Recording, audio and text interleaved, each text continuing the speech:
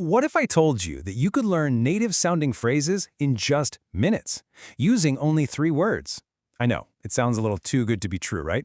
Well, in this explainer, we're going to dig in and find out if it really works. So that's the big question, isn't it? Most of us have been taught that learning a language means burying ourselves in massive vocabulary lists and super complex grammar trees. But what if the real key to sounding natural was actually way simpler? Exactly. You see, the truth is, mastering a new language isn't always about piling on more rules and more words. Sometimes it's about stripping things back and understanding the simple core building blocks that native speakers use every single day. It's a minimalist approach, and you'll see just how effective it can be. Okay, so why do so many of us struggle to sound natural? Well, it often comes down to what I like to call the textbook trap. It's this thing where we get so caught up in the theory, we completely lose sight of how people actually talk. I bet this sounds painfully familiar. So many language learners have been right here. You put in the hours, you know the verb conjugations, you've got the vocabulary down, but the second you try to speak, it all comes out sounding kind of robotic. It feels like there's a huge piece of the puzzle missing. And this slide just shows that gap perfectly. On the left, you've got what we study in class, complex grammar, endless lists, trying to build the perfect sentence. But on the right, that's how native speakers actually live. They use simple, culturally rich phrases. That disconnect, that's exactly where that unnatural feeling comes from. But what if we could bridge that gap? This is where that minimalist approach really shines. It's time to unlock the real power of native phrases, and believe me, it is way simpler than you think. So the whole idea boils down to this concept of a power phrase. Think of it as a short, super common phrase, often just 3 little words, that packs a serious punch. It carries all this extra meaning and cultural context that you just can't get from a direct, word-for-word translation. These are basically the secret keys to sounding natural. Let's start with a classic example from Spanish. ¿Cómo estás? Now literally, it's how are you, but it's so much more. It's really an invitation to connect. When you use it correctly, you're not just asking for a status update, you're building instant rapport by showing that you're genuinely interested in the other person. Now, over in French, the same principle applies, but with some serious emotional weight. Je t'aime. Sure, it means I love you, but unlike a casual love ya in English, this phrase is a powerful declaration. It's often saved for deep, significant relationships. You know, misusing this one can lead to some pretty awkward moments. And this one shows the practical side brilliantly.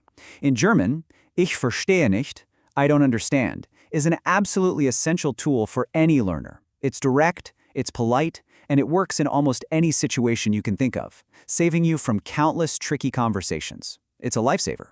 And finally, in Japanese, arigato gozaimasu. This is so much more than a simple thank you. Using this full, more polite form shows a deep level of respect and a real understanding of Japanese social etiquette. It signals to the other person that you've actually made an effort to understand their culture. So you see, the power of these simple phrases is just huge.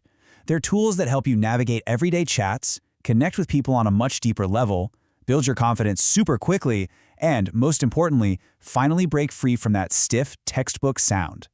Okay, let's actually see this thing in action.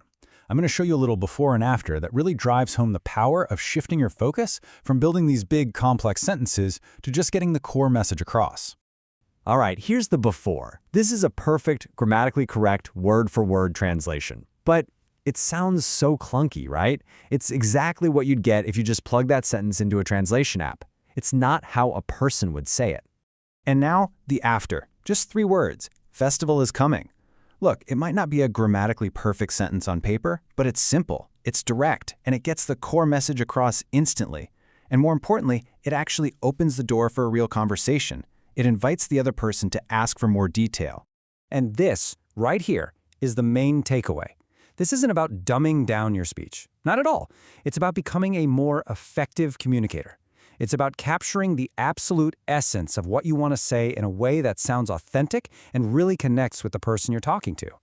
So you've seen the theory, you've seen the examples. The great news is you can start using this technique, like right now. Here is your simple 3-step action plan. First, just listen. Actively tune your ear to those short, repeated phrases that you hear native speakers using all the time. Second, learn their context. Don't just memorize the translation. Figure out why and when they're used. And finally, the most important step of all, use them. Put them into practice without being afraid to make mistakes. Seriously, focusing on these little power phrases can be a total game changer. It's not magic, it's just a shift in focus toward what really matters in communication. So I'll leave you with this question. In a language you're learning or one you already speak, what's your favorite 3-word power phrase? Let us know down in the comments.